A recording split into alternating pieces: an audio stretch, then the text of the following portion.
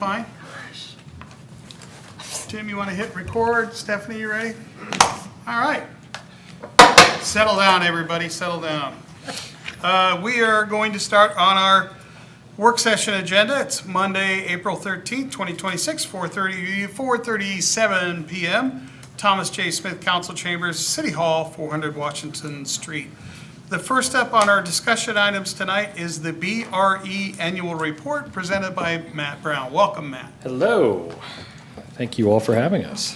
Me, I guess. Nobody else wanted to come with me. I'm here, buddy. That's true. Robert is on our board. Thanks, Robert. We'll just kind of go through these pretty quick. I'm sure you all know what BRE is at this point. We are down to just our two full-time staff, so Matt McChesney and myself. Otherwise, we work with part-time and lots of daytime or event day volunteers and our board members like Robert, who's the city appointed. We do have 16 on our board, including Robert. Otherwise, they're just members of the Burlington community. Little refresher course on BRE in the city of Burlington. We've been contracted since 2018 for management of all the riverfront properties, so not just the auditorium, but the port and the depot as well. And we did just get that new 6-year agreement approved a few months ago, keeping the subsidy at $175,000 a year. This is a chart that I really like. It shows BRE's annual subsidy over the years. So in 2018, when we started management, we started at $250,000, and we have stair-stepped that down now to $175,000 a year for management. And then this one, using a bunch of numbers from city staff and Chad that were put together around budget season, shows the actual costs to the city. Those numbers earlier on, like city staff and venue works, really just reflect the auditorium cost. The BRE cost moving forward reflects with port, depot, et cetera, moved in. Does those numbers include our costs, correct, Mr. Berg? Yes. Utilities, et cetera. Yeah, Yep. Okay, thank you. And then this was just a summary of the different ones. So the 1 year of city stats I had, the 3 years of venue works management averaged out, and then the whatever many years it's been, 6, 7, 8 years of BRE compared out. New in 2025 was a big one. Mother Nature took down our sign, so we were able to work with you guys and leverage the funds to replace that sign instead to replace lighting in the building, which was a huge need. Those pictures on the left side show a lot of what we were dealing with our stage fixtures. Things had just, I mean, most of it was 25 plus years old, and a lot of those fixtures were more like the 30 to 35 year range once we started to get into them. And then on the right-hand side's a little bit of a look of what the new lighting actually looks like in the arena. Little overview of events that we held at the auditorium. Had over 90 events down there with 33,000 attendees. Some of the bigger kids shows like Sesame Street Live. We had MMA again. Comedy Thursdays came back. The school district was just there for concerts again. We were able to team with Ballet Des Moines and bring the Nutcracker to town in December. Looking at the port, we had 65 events. A lot of those are our old standards like Weight Watchers. We have business meetings down there, wedding receptions, graduation parties. The Port Depot. Our one yearly rental down there this year was the Railroad Retirees again. They get together every August. And then I broke out the outdoor events this year. These used to get kind of partnered in, but it's a huge chunk of people and it deserves to kind of see its own recognition. So 17,000 people plus at our 5 major outdoor events, including the brand new River Days this past year where we teamed with Partners for Conservation. We have a bunch of free things that we do. So River Days Light, the tree lighting, Pride on the Riverfront, and our Friday Fest, which this year are going to be rebranded as Fourth Friday. So you can check those out the fourth Friday of May, June, July, and August. Quite a few partnership events. So we work with Parks Department, City for Earth Day and the Bridge Race. We work with the Marines. We host Toys for Tots, Suicide Awareness Walk from the high school, Safe Trick or Treat in the port, and more. So in all, we had over 50,000 attendees at our events this year between any of the 3 properties or outside, with an estimated economic impact of right around $4.5 million. $27,000 in waive rental fees, so that's when we work with community groups that are doing a good thing. We're not going to charge them $1 million to use the Port of Burlington. No, if you're doing suicide awareness, we'll waive your rental fee. So we work with a lot of groups like that. We've had over 1,000 volunteer hours in the past year. A lot of that happens during Haunted Auditorium. We get to use Notre Dame and Burlington and West Burlington students as actors. They get silver cord for it. They have a great time. And on average, we do have one event every 2 days in a riverfront property right now. This one shows our ticket purchases. So this was just paid attendees. The bigger the circle, the more purchases, and then the darker the color, the more money spent. But we have ticket sales from everywhere. It's kind of crazy to look at. We noticed a lot of those from out west were actually during Monster Match. So they had been here to either see family or tour with a traveling soccer team, and then came down to Haunted Auditorium afterward. Social media reach last year had over 3.1 million views between followers and non-followers on our pages. And a peek at what's coming back this year. Marines are back. We've got the Nutcracker coming back, and some cool news on that in a second. The Great Pages Circus will be here next month. Haunted Auditorium, Brewfest is this weekend. We just keep on rolling. So looking at River Days, we did team up with Partners for Conservation to kind of ramp up our summer concert series. This year, it went way better than it had any right to do, and I think anybody on the River Days committee would tell you that too. We had over 12,000 people in downtown Burlington between the 3 days, and using some of the chamber's tools with Placer, we were able to see that 45% of those were outside of Burlington that came to town to experience River Days. And this year for the Nutcracker, we are expanding. Not only are we going to bring the Nutcracker back with Ballet Des Moines in December, we are going to work with them and local dance studios, Cheryl's and Ignite, to have 25 to 30 local dancers actually be part of the show here at the auditorium this year, and then adding a free matinee for third and fourth graders from area school districts. And with that, our 20% payback from rentals last year will be writing the city a check for $9,120. And that's all I've got. Questions, council? Comments? Slide. Yep. Good job for Thank you. bringing folks from outside the area. Yeah, we were very pleasantly surprised with those River Day numbers. They got a great boat to give away this year. They do. In case you want to buy a ticket, I thought it was, you glossed over, you didn't mention a number on there that kind Oh. of jumps out. It should be a bigger print, and I realize it's an estimated economic impact, but the 4.5 million, even if it's half that, Yeah. and then more importantly, the return on investment percentage, that's kind of high. Yeah, a little bit, yeah. Yeah. Okay. That's And my only comment. Matt, maybe you could read you out the footnote there, tell them where that came That comes from, they're called NEVA, so the National Independent Venue Association. Say that 10 times fast. But we are a member now as BRE, and that's one of the tools they offer is you put in a mile's worth of numbers and data and population data, and it shoots out a economic impact number. And I like the social media slide too. So that's just a couple comments. Say, You guys- I feel you guys are doing a good job. That's for me. And I would say I've been to a lot of these events recently. I did the Elmo thing with my kid. I did the Dr. Seuss thing. I've seen a lot of people show up to these events that I've been to. All the school stuff, that we're packing them in for the orchestra and the choir and all that.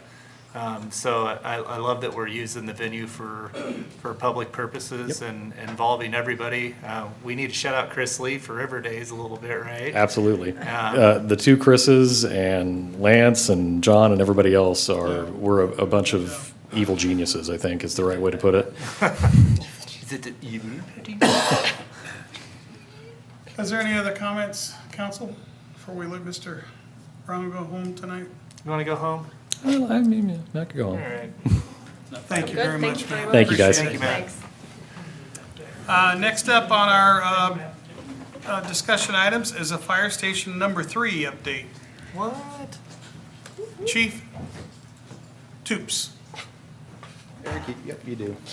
Good afternoon. Okay, so to get things started, a couple typo corrections and announcements, apologies to make first.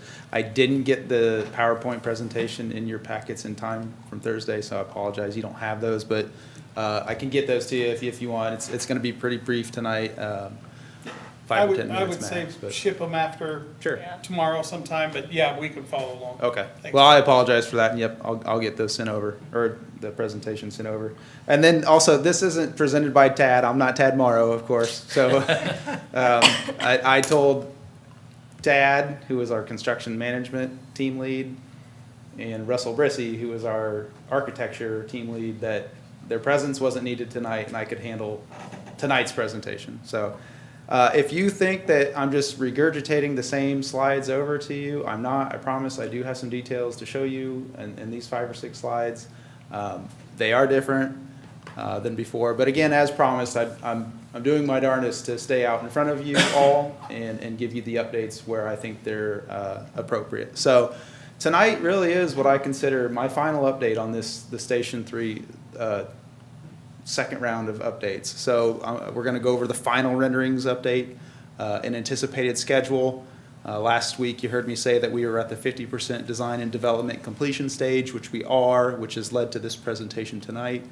And then one pretty important slide is a to-date estimated project completion budget. So I'm not showing you the budget details, however, I am going to give you a pretty important number for you to see tonight. So.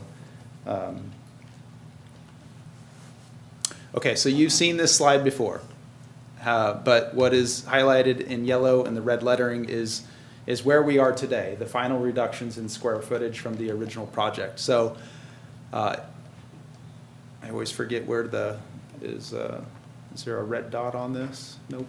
Yeah. Well, anyway, the floor. Push the red button. Oh, it does work. Okay, so the floor plans on the right side of your screen, that is, as of last week, the most up-to-date floor plan that Canco and Klingner have provided. Again, it's taken a little bit of time to get to this because they got to really consider all the timing or the spacing of all the spaces and how electrical and HVAC works. Also, they have to consider very carefully the size of our apparatus and equipment and things like that. So this is the final floor print that we're working off of as we're going to go out to bids here soon. Total square foot reductions from the original project are 4,066 less square footage than the original. And then you can see we're also showing the apparatus bay reductions as well as the interior space reductions. So just around the board, reductions, reductions, reductions. We've scaled this floor plan back as much as we think is appropriate at this point. While I'm on this slide, and I might mention this at the end of the presentation, but I don't have the key attached to this floor plan, but if you can see number 3, room number 3, this is the training room. We have that spaced out to fit approximately 30 students. And of course you could fit more or less, but 30 students is what we're planning for that. And that's pretty important to us because besides the original point of responding faster to our community, one of our next priorities is increasing and improving our overall training. So that's why this is such the space that you see here and its size, you can see that that's taking up a good bit of the building itself because that's how important it is to us. So just wanted to highlight that space right there. In addition to that too, this would be, Station 2 doesn't technically have a training space. There is no training room at Station 2. At Station 1, the only training room that we consider a training room is upstairs without an elevator. So this would be accommodating all of the community potentially into the future. So we really look to use this space going into the future. So you've seen this slide also. Nothing has changed here, and if you look carefully, the picture on the right side of the screen is not the exact building that I just showed you on the slide previously. However, this is just to show you the scale of what we've reduced from the entire 2-acre lot from an aerial view. So approximately 18,000 less square footage in all of the entire kit and caboodle that would be the pavement, adjacent pavements and building footprint. So you have seen that before. There's not much to go over unless you had a question there. Keep going here. Okay, so this is it. This is what we have designed. The top 2 slides, if you envision yourself standing on Roosevelt or the frontage road, that's what you're looking at the front of the station on the top 2 slides. If those red doors look familiar, those are the exact same doors that we just put on in Station 1. All the building exterior is what we're planning to be precast walls. So that's actually not brick, that's like a fake brick, but a precast stamped brick. Still looks very nice. And as you wrap around the building, so you go to the bottom two pictures, you can see that in an effort to, again, reduce costs of things, well, the brick part goes away, right? It doesn't have to all be like that. So we changed the external view or visual of the building. But you can see it's a 3-bay apparatus bay. And again, this is everything scaled down to that square footage that we've already covered. So this is just a really good couple slides showing all angles of the building, the fire station there. So.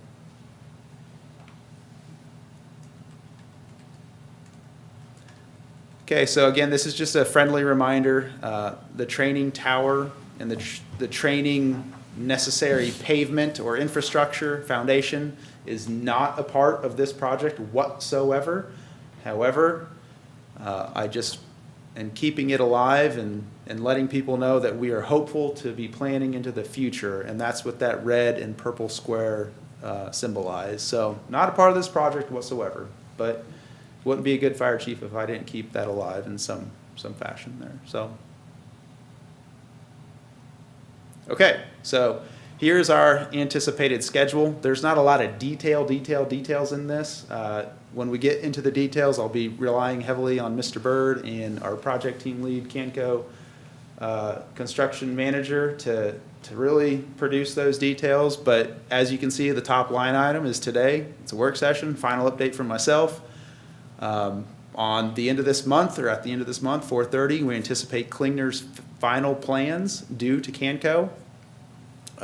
If everything progresses as we think they will, Canco's going to officially post bids May 5th. We hope to receive bids. I think it's, well, on the 28th. And then following the 28th, we got another work session where we can review bids and contracts. And June 15th will be a vote from council. Tad has not really given us a date, right, leading up to this point on when construction or shovels can be in the dirt, but he is firm now in saying if everything goes as planned, August 1st, there'll be materials on site. So pretty confident with him when he says that, pretty happy when he says that. This is, again, not a lot of details in here, and Tad and Chad will have to kind of work on some of those. He probably doesn't like doing that work, but that's where we're at there. Any questions with this slide? Well, I'm gonna wait and see if you, the next slide. Okay. Well, here, we're gonna get there then. So here's it. Here's the project budget estimate. And I realize this can be a pretty darn powerful slide for everybody in the room and the community members that may read this in their newspapers or social media. So as of today, we have a total project estimate of $6.3 million. Down there on the right side, right lower corner, it's important for me to add that we do have a couple contingencies built into this budget. What is called a design and estimating contingency, $378,000, and then a site and building construction contingency of roughly $215,000. Both of those total $593,869,000. That 593 number is right now built into that 6.3. So in a perfect world, if things go just as we want them to, that's at 593,000 that won't get spent and can be subtracted off of that 6.3 million.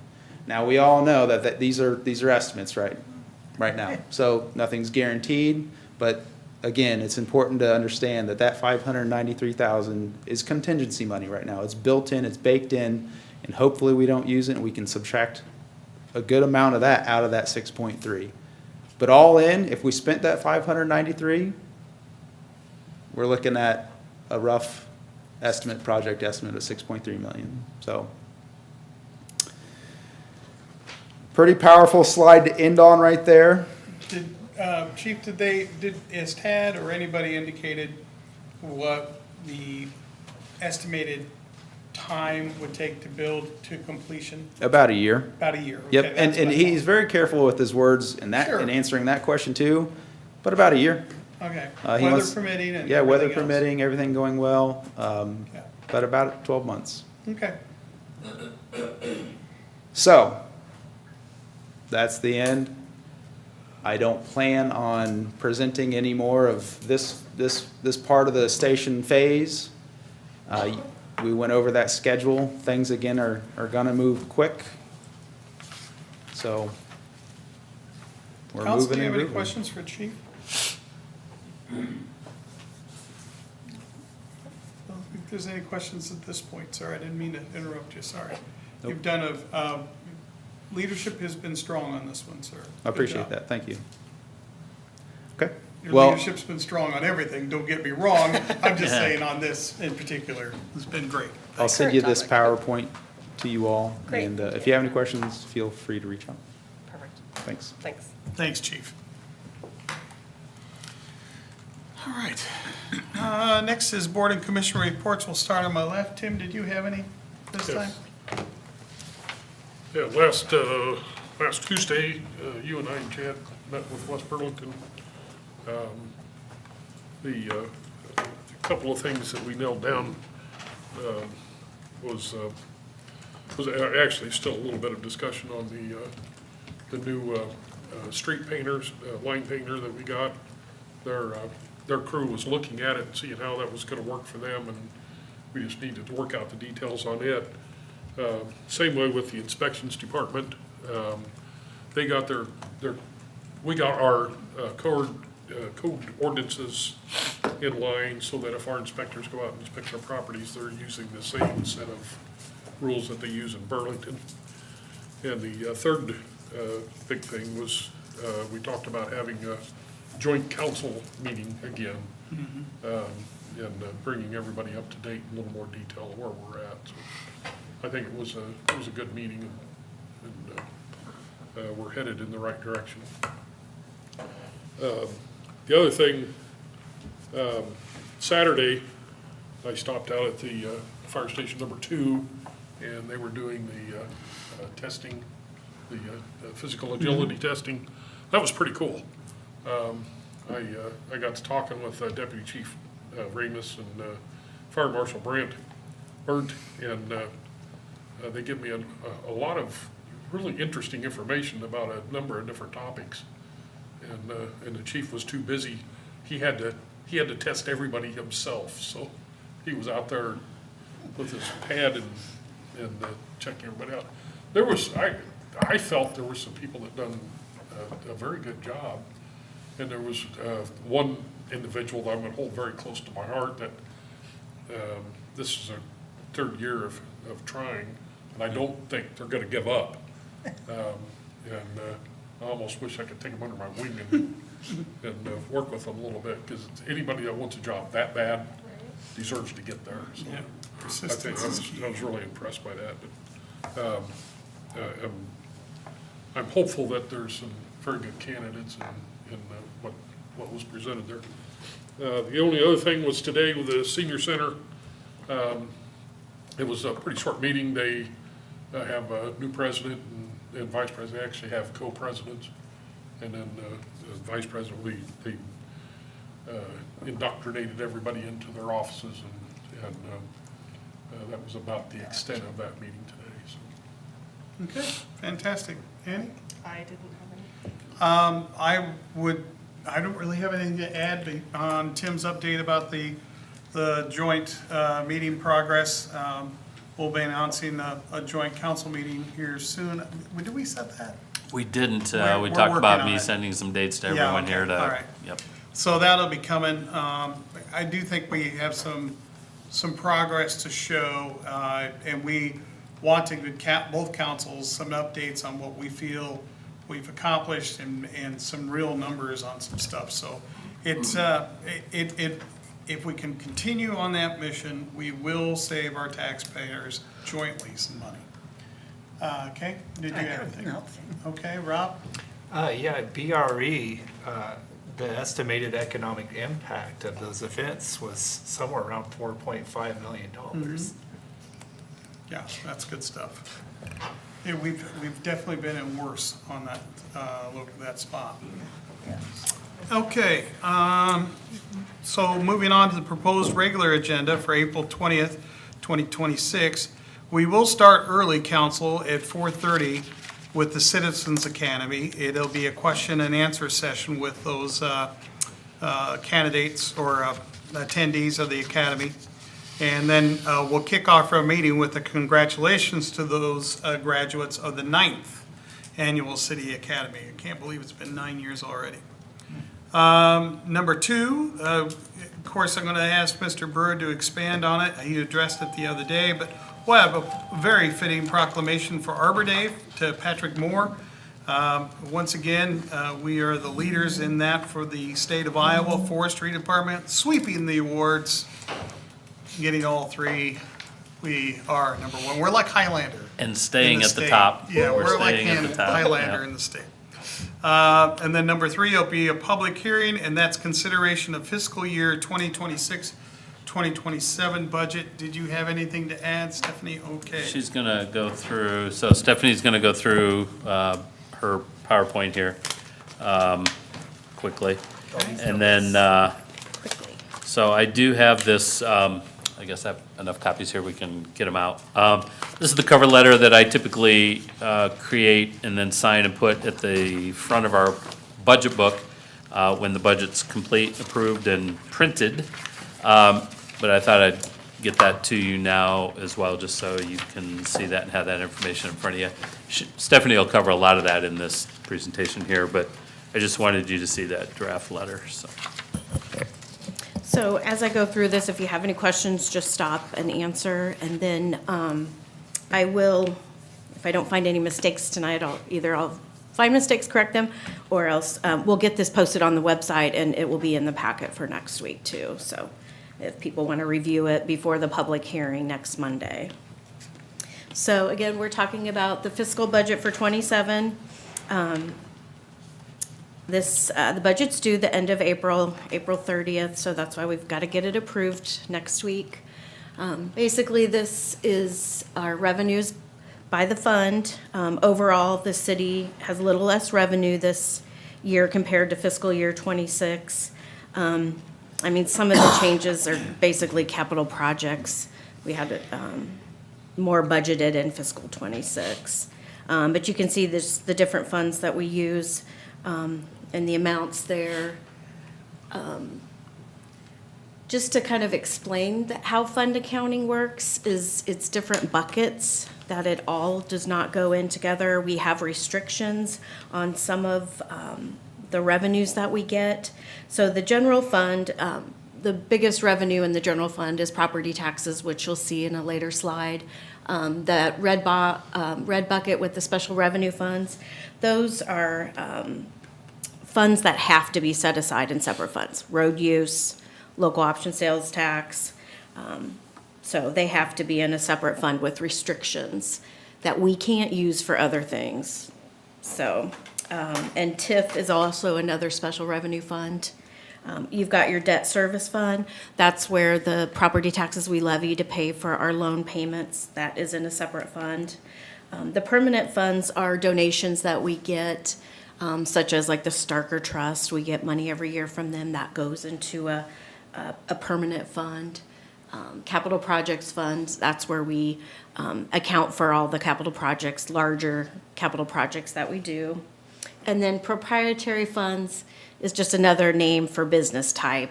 That's our sewer, solid waste, recplex, golf course.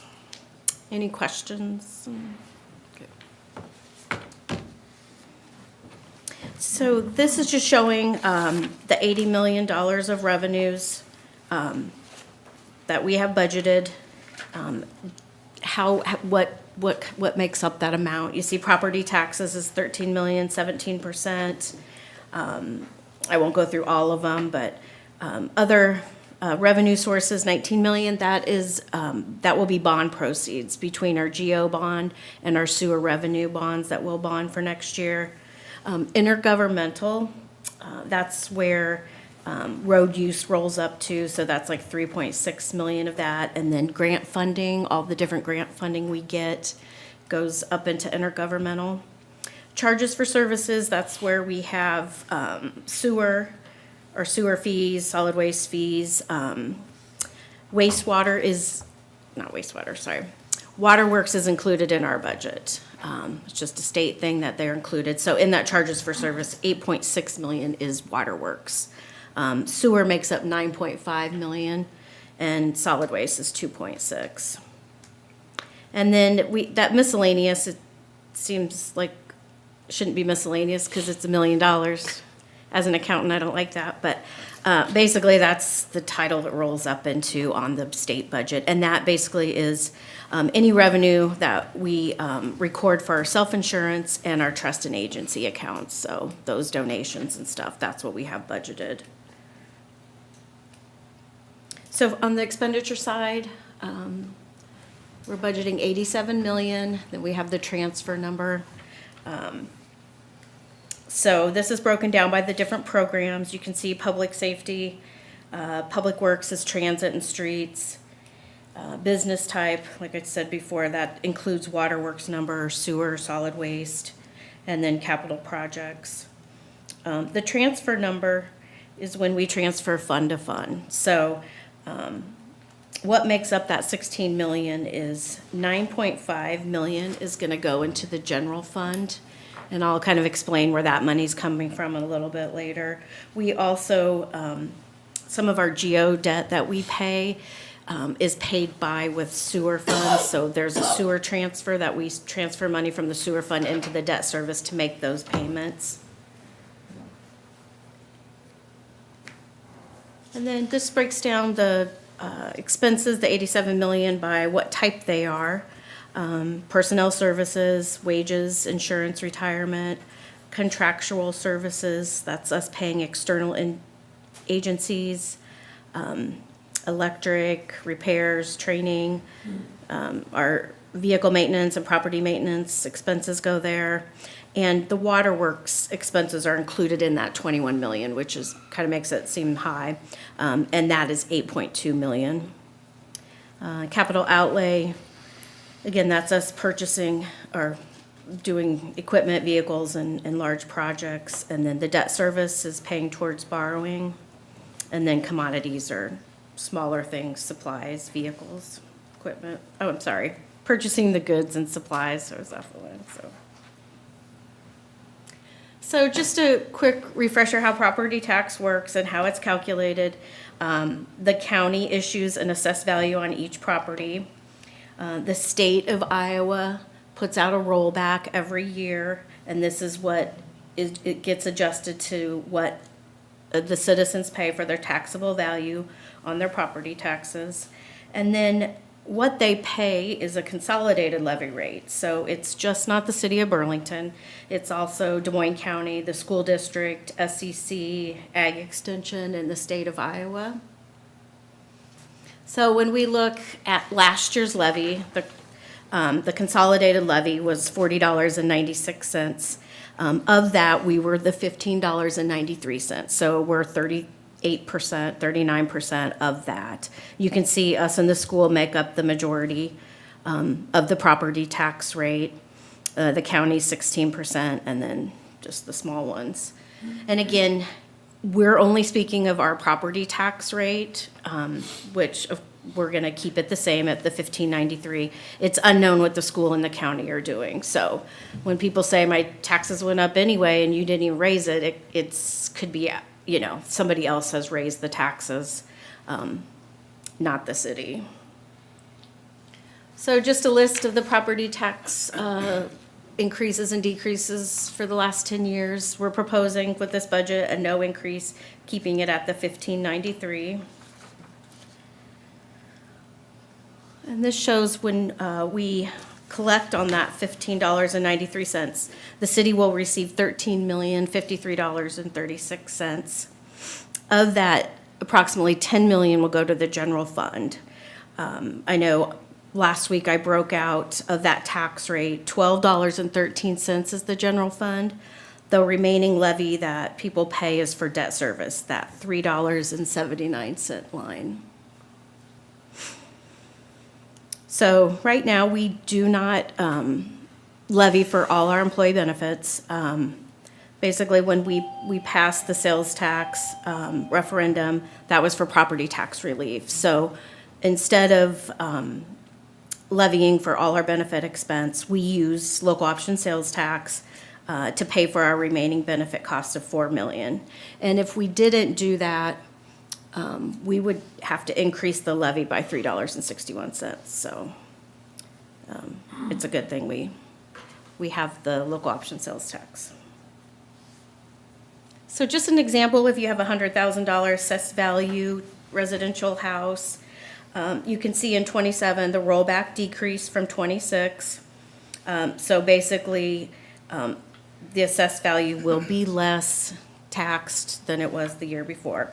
So this year, we're showing $100,000 house is gonna pay roughly $710. Excuse me. Sure.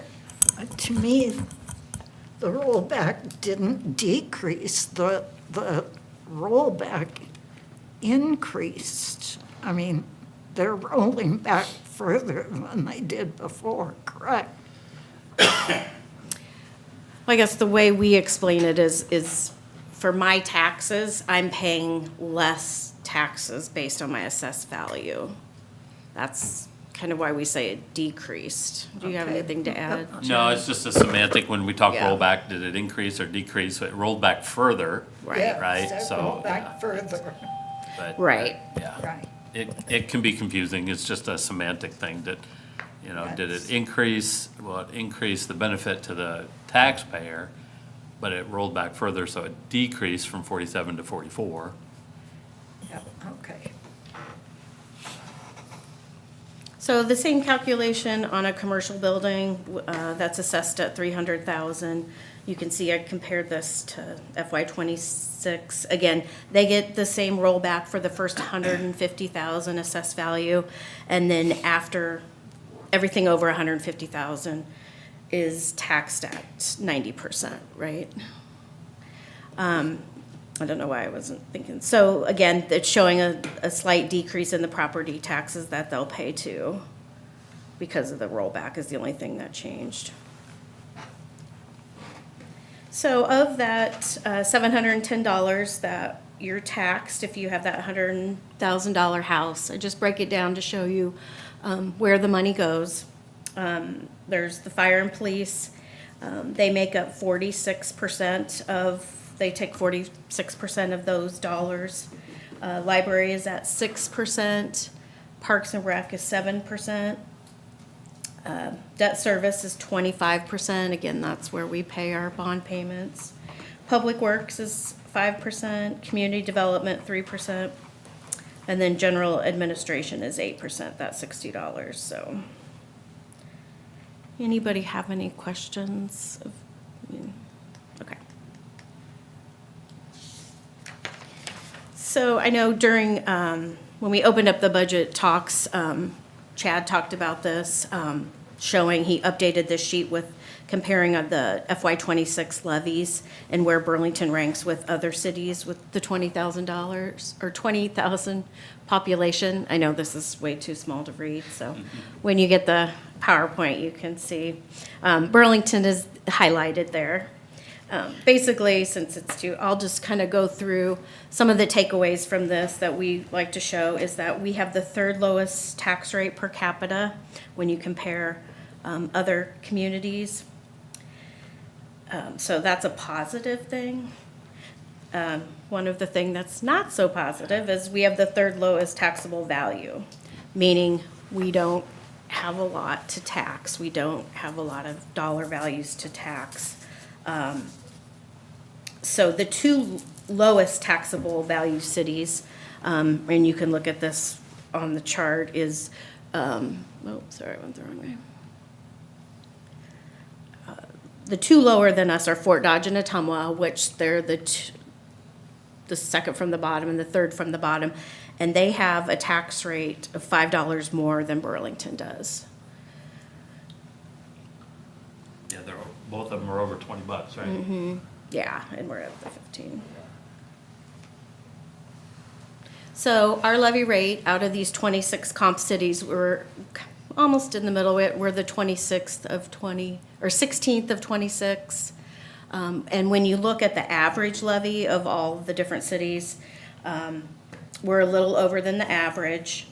But then if you look at the taxable value, our taxable value is a lot less than the average of 2.9 billion, so.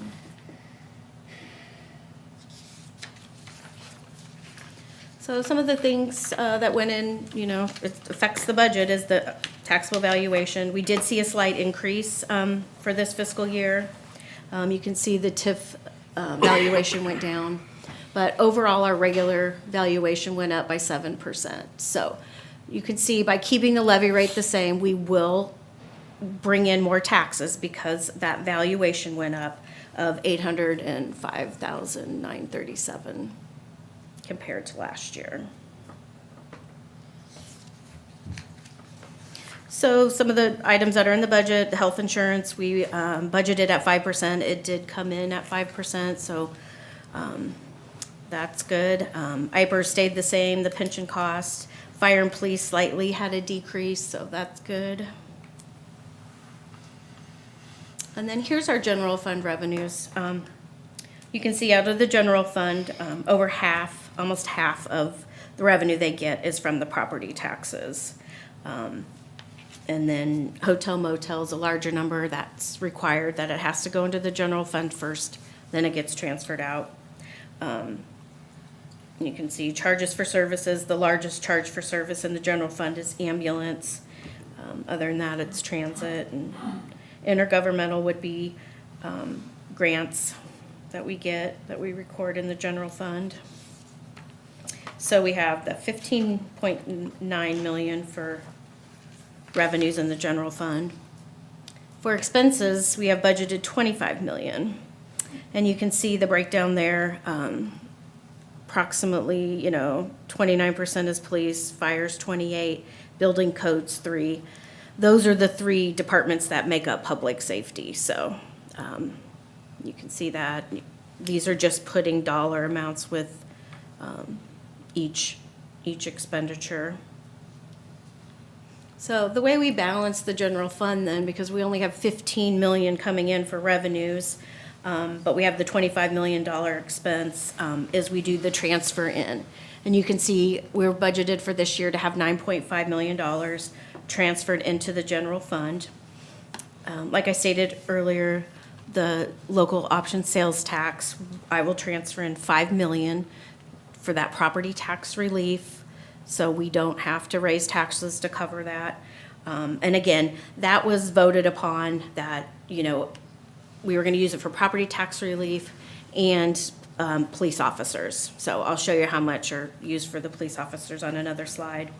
Also, our employee benefits levy, it's a special revenue fund. So the money comes into that fund and then I transfer it into the general fund because it's for employee benefits. So that transfers 2.8 million.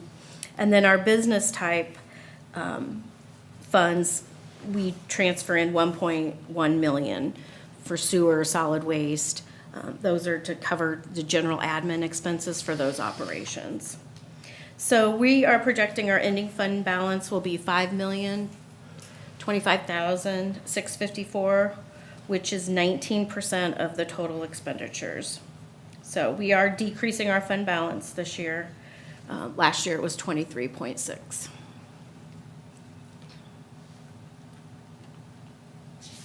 So the sewer fund, really no changes. We all know why we have a lot of expenses there to comply with the EPA sewer separation requirements. We are increasing the rate 4%, just like we've had in the past. We always work with Traverse Squires to look at if that needs to be changed with the future, what debt we have coming up, projects we have to do, and we've been pretty good at maintaining the 4% to cover, what we need now and in the future. Solid waste fund, we're doing a 45-cent per month increase for the solid waste fees, so each cart will go up 45 cents per month. And then included in that 35-gallon cart cost of $16.90 includes a $4.55 cent charge per month for recycling. So that amount of your fee that people pay goes right to it goes to the recycling center. They increased the recycling fee 10 cents per month this year, but the landfill, there was no tipping increases this year, so that's good. So capital projects, I should have got with Nate to get a picture of the new fire station. I could have put it in there, but. That looks just like it. Yeah, I was close. Huh? This kind of just depicts in a different way to see where we're spending all the different money for capital projects. Instead of just like looking Summer Street's 5 million or what other streets are all rolled up in that. Sewer separation, there's, I think, 3 different projects we're doing, but when you see the number all together, it's a lot, 7 million. Parks and Trails project, there's 2 million. Wastewater project's 1 million. And then our flood protection program at 5.4. None of these obviously are a surprise to anybody because we've been talking about the CIP. And then here's just a list of the actual dollars that we have budgeted by project. Again, I think we've went over a lot of that during the budget talks. The hotel motel fund, we're budgeting for $1.1 million this year. We still have the split between the city and the Convention and Visitors Bureau. We keep 70%, they get 30% of the first $700,000. So we have budgeted $1.4 million out of that fund for this year, and you can see broke down what we'll pay the CVB, auditorium, riverfront maintenance. For parks improvements, we have a larger Recplex project, and then we also transfer $100,000 into the general fund for parks property tax relief. The culture and assistance, that's the arts collective that you voted on last week. And then special projects, again, you see we have North Hill Park, Nancy Nafee. We do transfer that $175,000 into the Recplex as an operating subsidy.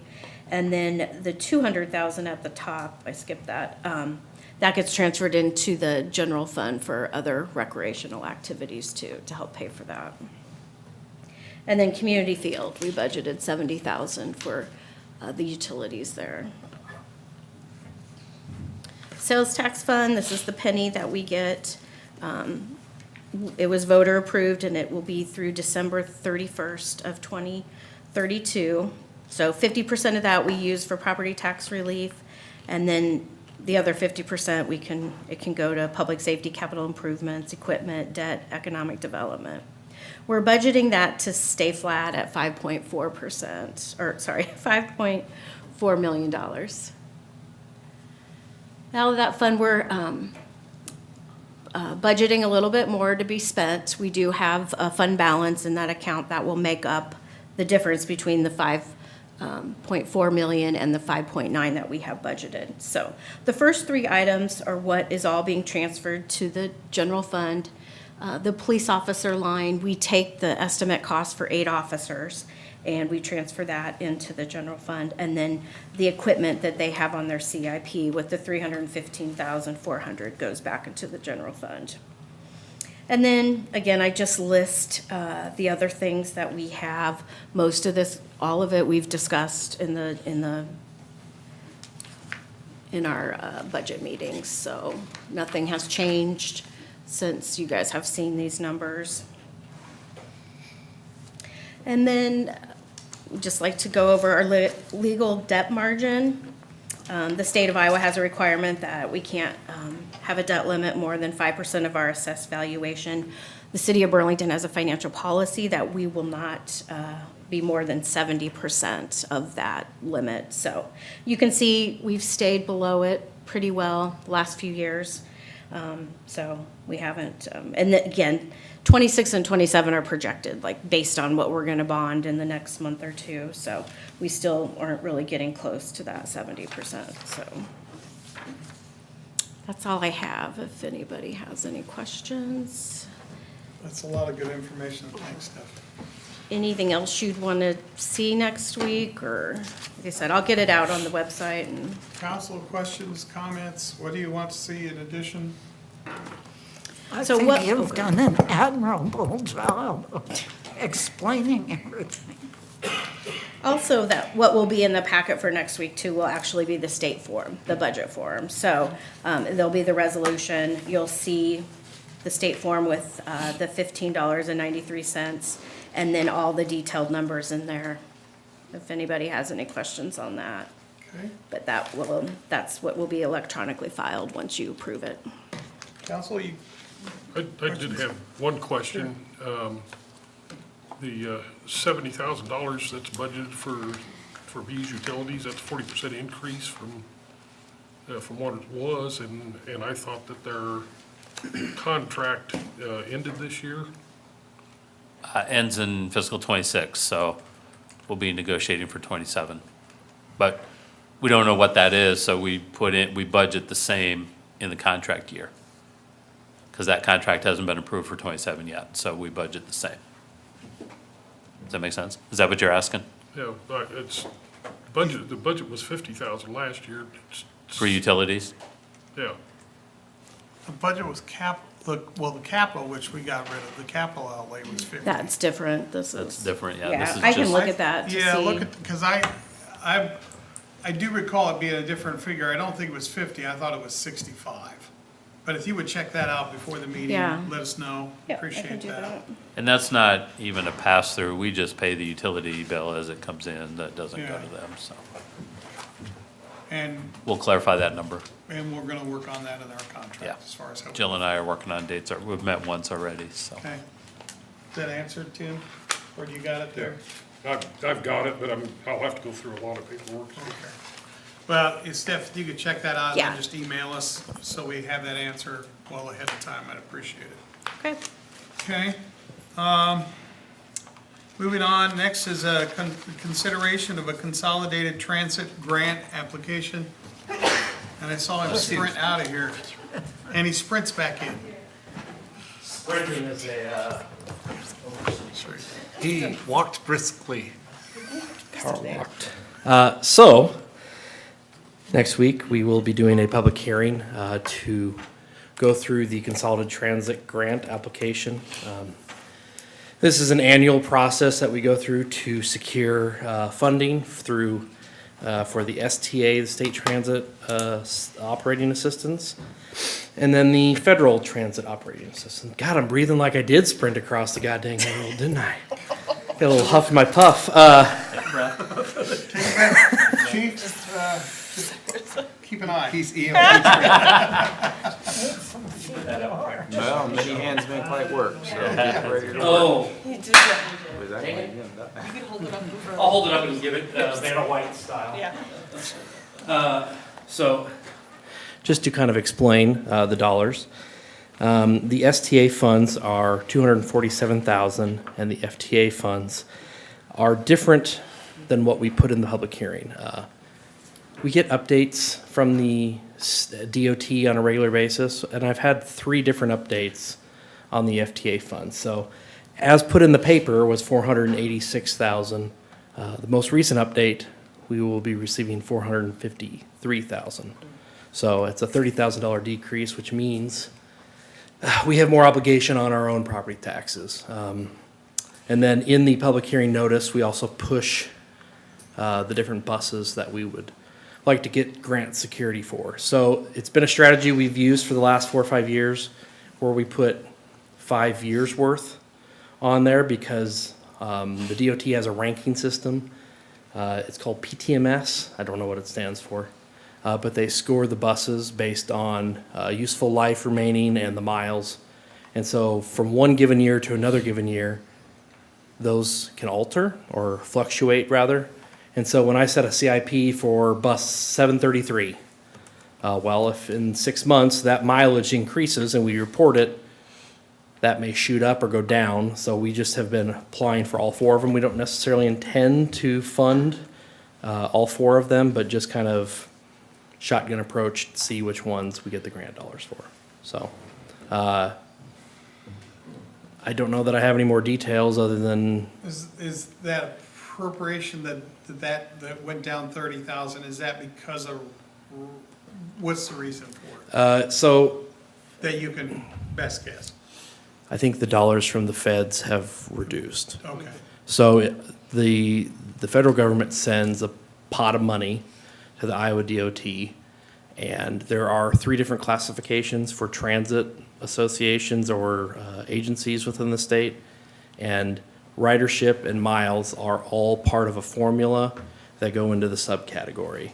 We're in the same category as Fort Dodge, Muscatine, Marshalltown. so comparable. And so the percentages haven't fluctuated, but the total dollar pool available has gone down. Okay, So that's, my best estimation isn't necessarily anything that we've done Okay. here as far as reduced miles or people.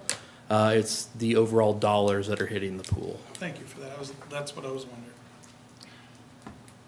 Looked up your acronym. It's Public Transit Management System. Cool. Thank And- you. And you described that well.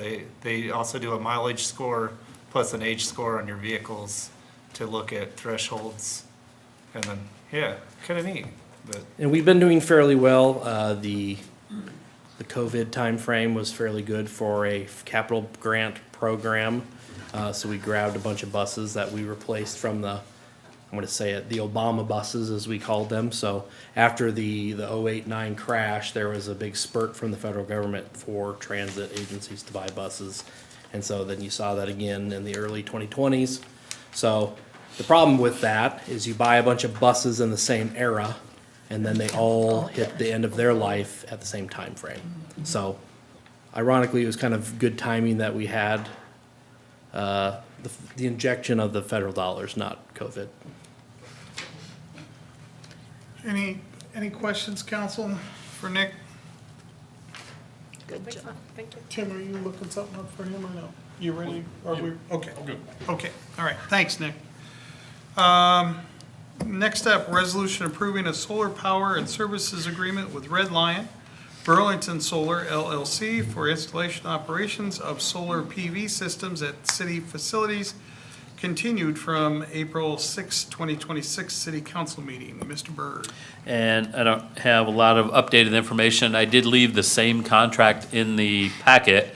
I did have a lengthy conversation with one of our city attorneys today to continue to work through the agreement and negotiate some changes favorable to the city with our provider. I'm still waiting on some red line from our city attorney with Dallas Lynch. So hopefully by this week's packet deadline, I'll have that for you. If not, we'll continue it again, or I'll ask you to continue it again. I want to make sure we get it right. 20 years is a long time to have a contract, and 30 years is a long time to have equipment. But today's call went really well, and I got some good feedback that I'll be working through the agreement as well. So for now, though, I'm going to keep the original agreement in there, so you can continue to see it, and for the sake of the public, they can see that document as well. But know that there will be technical changes coming, so. Okay. And then I would just add here that I did add set date under the public hearings at the end of the agenda, and that's for the lease and easement agreement. And that basically just gives Red Lion Burlington LLC the right to place infrastructure on city property. Okay. Is what, there really aren't questions with that, but that will require a public hearing. Okay. Any questions on any of that information? I didn't have a lot of change there for you, but. Everybody good? Yep.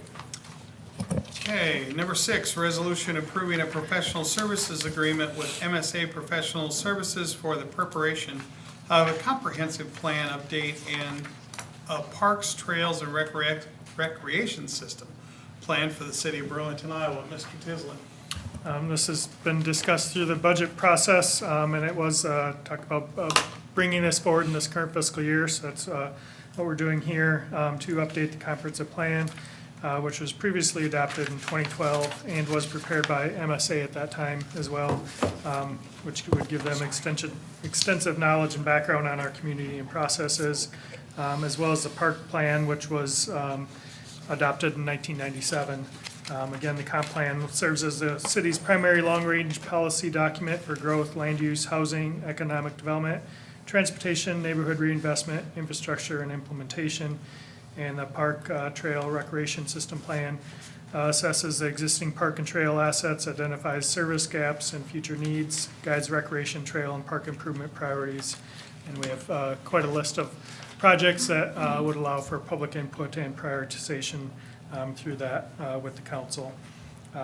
MSA would be prepared to start as early as May and would plan for a 12 to 18-month process for the plans, with cost savings having both plans going at once through the public input process, being here in our community and going through that. Their proposed agreement is lump sum $150,000 for completion of both plans. Could be some other expenditures if we want additional public input or processes through that, but we did have $200,000 budgeted for it, and this is coming in at $150,000. Anything to add, Chad, on that end? Yeah, no, the only thing that I had talked through the budget process about getting this going early, part of my reason was so that we could spread that cost over 2 fiscal years, 26 and 27. I'm very pleased that it's coming in less than budgeted by 50. So I think even if council were to approve it and we'd get started, you're not even looking at very much for fiscal 26, with the bulk of it being in 27. Maybe the final payments even in fiscal 28, depending on how long it really takes them to get going, so. Council, any questions?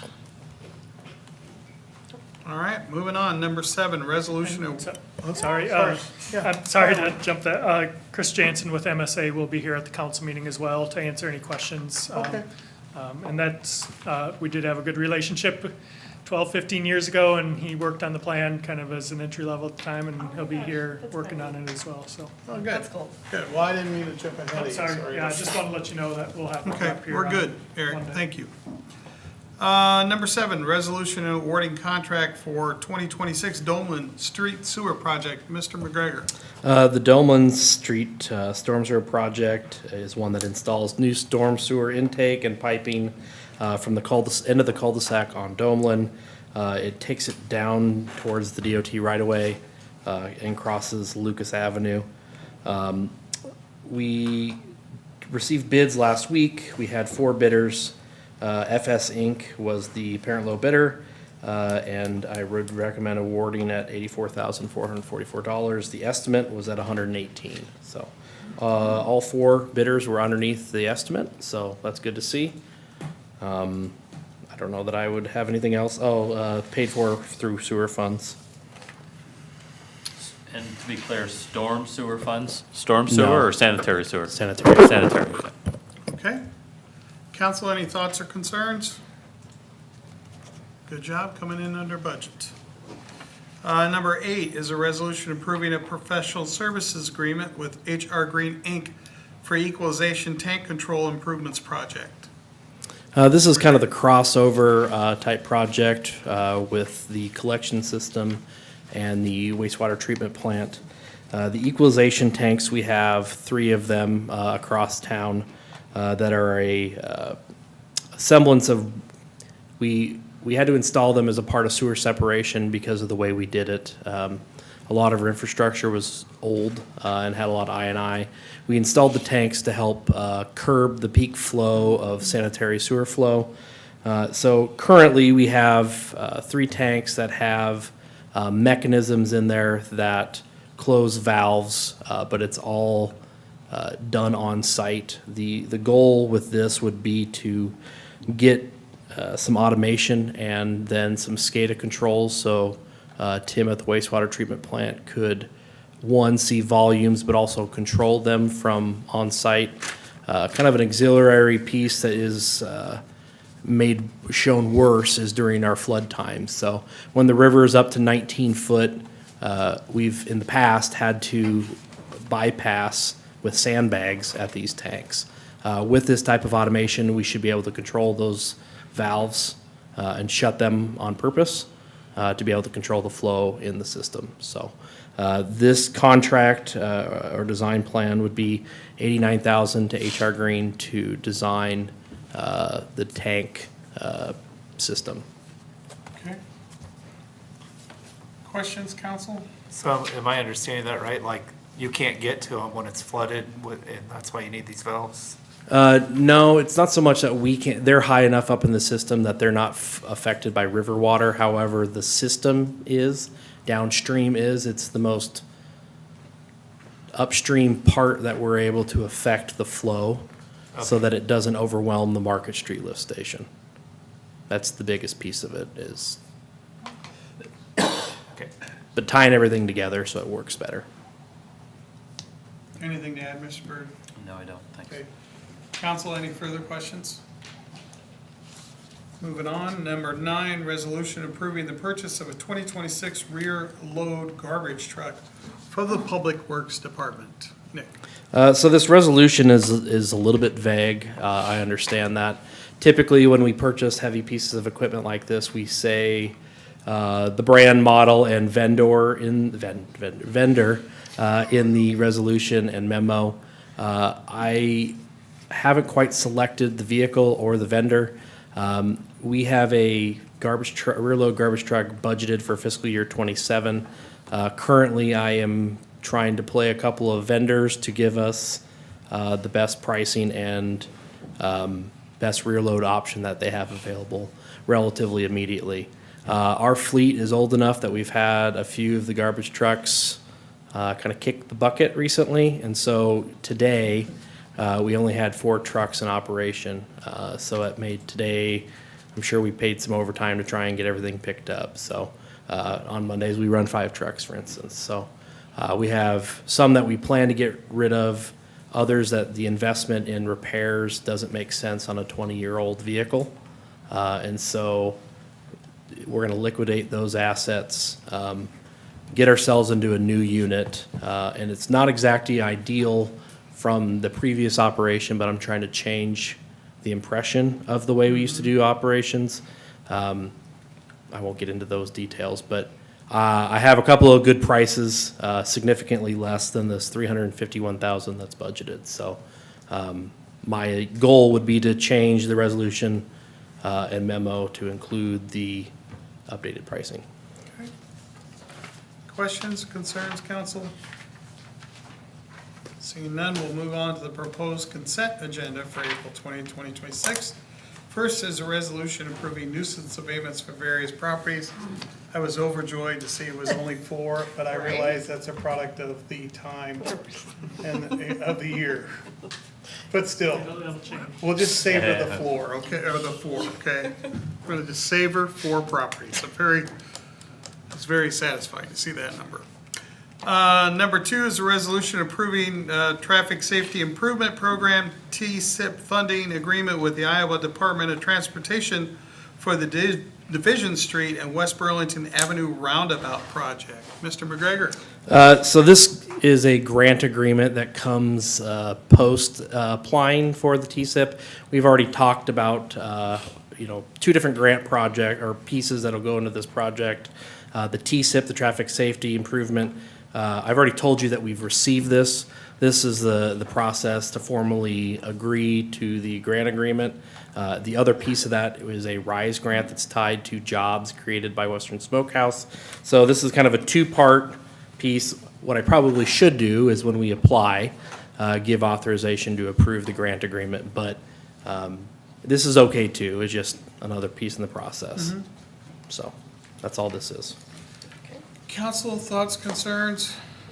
Anything to add, Mr. Byrd? No. Any other questions about the project overall? Or anything? Okay. Brandon North will be excited. Yeah. Number 3, resolution approving the audit services for fiscal years 2026 through 2030 with Anderson, Larkin and Company, PC. Mrs. Stuker. So I went out I did an annual bid for this, not annual bid, we do it once every 5 years. I go for a 3-year quote and then with 2 additional years and everything's going good, which it has been. Anderson, Larkin and Company is our current auditors. Their quote came in with no increase, that's what we pay now. So they're, on that Exhibit B, you can see I sent the RFP out to 4 different auditors, and I only got one response this year. And the only thing I can think of is these other ones, the last time they bid, they were like 10,000 more than Anderson Larkin. So I know the state, you have to report to the state how much the audit was. So if they know that we're getting an amount like this, they must decided not to bid because they can't do it for under that. So we have been paying that $37,000 for the audit since 2020. So it has been good for us. The last time we had the RSM audit us, which was June 30th of 15, we paid $42,000. So we've been able to keep it low. And I know Tim had a question about why we don't have any local firms. We don't have any local CPA firms that do governmental work. So there isn't anybody local to send it to. So I know that Boschneck and Formlet, they audit the waterworks and city of West Burlington, so I thought they would bid on it, and they're out of Moline, but I didn't get any response, so. Well, if you would take that approach with no increase since I know, 2020 yeah. to all things, Would be great, we would be right? extremely satisfied. I thought it was interesting too. I was curious, and Stephanie and I had some conversations about this today. So I went back and looked at the audit proposals for the last 3 years in the city I previously served. They were $37,000 for fiscal 19, fiscal 20, fiscal 21. Much smaller community, again, six years ago, same price. It's amazing. Yeah, this Wow. is a good deal. Yeah, and it, I'm assuming, I'm gonna make this assumption. And it is an assumption, but I would say that's also a tribute to you and your department That's what for I how was accurate going the to say. information always is. Yes. And that is complete to begin with, so Yep. they don't have to be digging around to find. That's an excellent point. That's my assumption, I'm sticking with it. So good Okay. job. So they like you too. Okay, any questions or concerns beyond that? Moving on, number 4, resolution improving interlocal agreement between the city of Burlington and the Des Moines County for 2025 Burn Justice Assistance Grant, the JAG Program Award. Lieutenant Rohr. So this is an interlocal agreement between Burlington and Des Moines County, looking at getting 3 bicycles. 2 would be allocated to the Burlington Police Department and 1 to the Sheriff's Office. And the biggest thing is this is 100% funded through the Burn JAG grant, and it would allow officers to traverse all the hills in the town and in the county a lot easier. They're e-bikes, correct? E-bikes, I'm sorry. Yeah. Okay. Yep, Fantastic. catching up with the times. I'd like to see you on one. I'd like to see me on one too. Well, I will say, you put those things in turbo, you can move. You- And you High don't- speed of 28 miles 28 per miles. hour. Yeah, power, and you right? don't get gassed, so, I think I could see myself on one. I do. Any questions? No, for sounds Lieutenant? I think the specs here say that they're rated for like 28 miles an hour. 28 miles an Yeah, hour. yeah. 28, Yeah. that's what he said, yeah. Up to 60 miles on a charge, so that's amazing. The other And that's thing, at the max You guys rate. can almost Yeah. keep up with the bikers that come to town for the. Right. I was on bike patrol years ago, and to go from the south side of town to the north side of town with all the hills, this will just be a lot easier. Yeah. So, yeah, What was that, exactly. about hour 13? well, and I appreciate the collaboration between the sheriff's office and the Burlington PD Sure. on this program too. That's amazing, so thanks Good for stuff. doing that. I did see a line in there, if they give up their bike, we get it back. Yes. So maybe they don't want to ride the bike. well, sometimes things get underutilized. You don't know how much you're going to use them, but our bike patrol is pretty strong in the summertime, especially with like riverfront events and stuff. So, Yeah. might as well have that line in there. Yeah, I think it's fantastic. Yep. Thank you. Thank you, Does Lieutenant. this company specialize in these bikes? Yeah, actually, it's they can put police on them, sheriff on them, and that's kind of the cheapest one. Not the cheapest, but they do this all around the U.S. So, a lot of other places are going with this brand. Now, if you step away one more time, we're gonna call you back, so stay there for a second. Yes, sir. Or we have any other questions or comments for Lieutenant? I kind of do, because we have the UTV ordinance, and people can ride them in town, but I've had a few people feel that either somebody's not operating the vehicle in a safe manner, or that maybe they don't have all the proper equipment on it. And so I think maybe you being on a bike would make it easier to maybe catch one of those folks, because they'll see you roll up in a cop car and they'll disappear. But if you're on a bike, maybe you can address some of those things. You could address that and then just sneaking up on crime in progress. I mean, they're not gonna hear you. No. Honestly, like, They're when not. I was on bike patrol before, just happen to amazing roll what, up. they just think you're a normal, Bike. everyday guy just biking at night. So you can really sneak up on a lot of stuff happening. Neat. Thank you, Lieutenant, appreciate it. Okay, we're gonna let him go? All right, good. All right, then we are gonna set the date for a couple public hearings, May 4th, 2026. First one will be a consideration of community development block grant, housing roof grant program. Excited to hear that one. And then, as Mr. Byrd mentioned, a consideration of lease and easement agreement with Red Lion for Burlington Solar. It's not Red Robin. Almost as bad as Red Flex. I finally got that one out of my system. So we'll go around the room and get updates from staff and then council. Eric, anything else from Development Department? Yeah. Now I've got it, Yep. Jinx. We have Earth Day coming up this Saturday, April 18th at the Port of Burlington, as usual. Registration between 8 and 9 down there. Come down, we'll give you a location, bags, gloves to clean up from 9 to 11 and come back for lunch afterwards. There should be other vendors and experiences down there, so come on and check it out. And you can find more details on the Keep Burlington Beautiful Facebook page, so we appreciate all the work that that committee puts into it. And then a reminder, our summer camp is open for registration. You can find details on the park's Facebook page or website, but I encourage people that are interested to either reach out or go online and find more information on that. It's a great deal and a great time for those kids. And I think that's all I have right now. Okay. Tim, anything from wastewater? Ms. Jacobs, anything from library?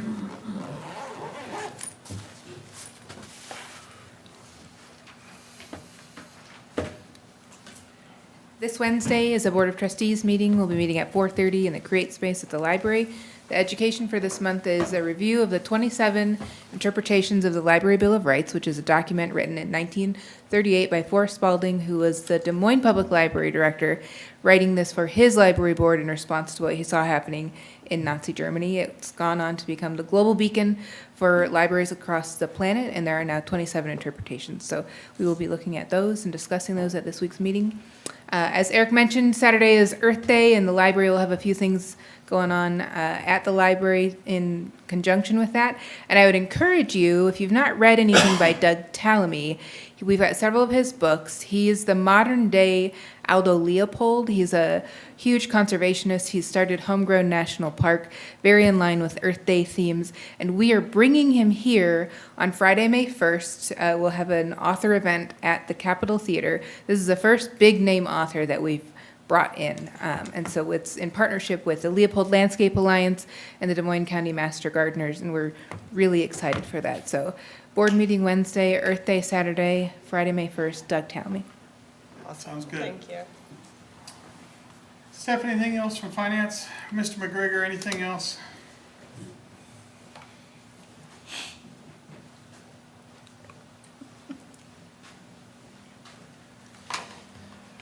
Couple things. The intersection over here, I don't want to jinx this. It'll be this week, but I wouldn't want to say tomorrow.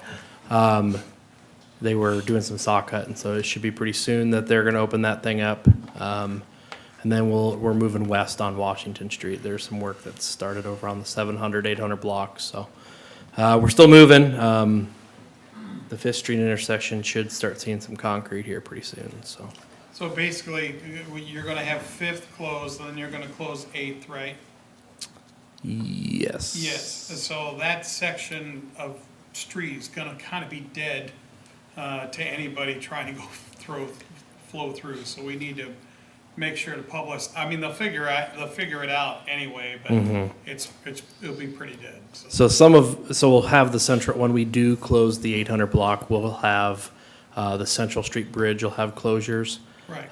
However, there will still be some access for folks off of Columbia and down. I don't even know if that's the road. It's got a name underneath. lower Central Avenue, Yeah. kind of like Lower Wacker Drive, kind right of the underneath. underpass. Right. Let's call it the underpass. The Central State underpass. So that'll be accessible to folks. I know we have it's a one-way, but Sure. we would probably be able to allow it to better have. than nothing. Yep. Secondarily, went out Friday. We, the city, put out a survey for Cascade Bridge. It is very similar to the public input session as far as the visuals and the mechanisms behind it. It will stay live. I think it's just on our Facebook page. I don't know if it got posted on our website. It'll stay live till the 23rd. I've seen quite a bit of commentary on it on Facebook. I just want it noted so you all know. All the comments that are on Facebook, we're not recording those. Okay. So Right. unless they're filling out the survey, With the same information. that's then, just, yeah. I hate to say white noise, but Into the ether. that's what it is. Yep. But you might explain why the survey, why it's required by the SHPO process. Yep. Yeah, so all this public engagement and public input is really a part of the process to get the buy-in from the public to create the process of appeasing SHPO for our memorandum of understanding to demolish the National Historic Registered Place. So while it may seem overdone, there's a reason why we're getting all the information. We're also opening, maybe it was on the survey itself, of asking folks if they want to be interviewed about Cascade Bridge. So there are several different things we're trying to do to remember the history of Cascade Bridge, and one of them is interviewing people and putting it into a video montage of folks talking. So the design aspects that they're trying to select, that is a part of the process. So you don't like the roundabout, dislike the roundabout. You don't like the railing, click the one you like, right? It's just input, right? That's what it is. And so it's part of the process. We'll get some of that information to you all once it's all collected, and then you can make the decision. Okay. So, I read some of those comments, Nick, and it surprised me that more people don't have any idea where we're at on this process, that this has even been a discussion for the last 6 years. So it boggled my mind that people don't know what's going on and then they still choose to comment, so I feel yeah. you. Well, you're close to it because you've been part of it. I'm really close to it because it's one of our things. It's tough to pay attention to things when you're disconnected from it, right? And city government is not always the best at engaging folks, trying to meet them where they are. So we're trying to do that to some degree, and maybe it's not done 100% accurate, but it's at least a step in the right direction. So they can give out their opinions and their comments and let the things proceed, so. Appreciate that. Okay. Mr. Byrd, anything? Let's see, tomorrow is the, Tuesday. tomorrow's Tuesday. The Iowa DOT will be in southeast Iowa, and so several of us will venture to Fort Madison to present some of the initial concepts for Highway 61 Roosevelt to the commission. This will be the first time that the commission will really kind of hear about this proposed idea to make improvements, but to 61, but we all know that the corridor needs improvement. That's not to say that we've been working over the last year in a void and have not been in contact with the DOT. We have been, but this will be our first opportunity to publicly present concepts and ideas to the commission itself. So it's an open public meeting. I encourage anybody that wants to see that process or be engaged, come on down to Fort Madison tomorrow. I think it starts at 8 o'clock. We can get you information on specifically where. So, and then we did receive an email from Southeast Iowa Regional Planning about another housing success story. And so I have some information here on a before and after of housing improvements. And actually, these folks felt so grateful that they were compelled to write a testimonial, and that resides on the Iowa Finance Authority website as a testimonial to the program. So thought I would share that and just pass that around. So that's all I have. Thanks. Appreciate those success stories that they're providing us with. Ken, do you have anything else tonight? Yeah, I'll clarify on that beast thing. Last year, we did give them 74,000. That was 50,000 for utilities and 24,000 to subsidize the employee. Oh, sure. Okay. Rob, anything else tonight? No, sir. Okay, anything else tonight?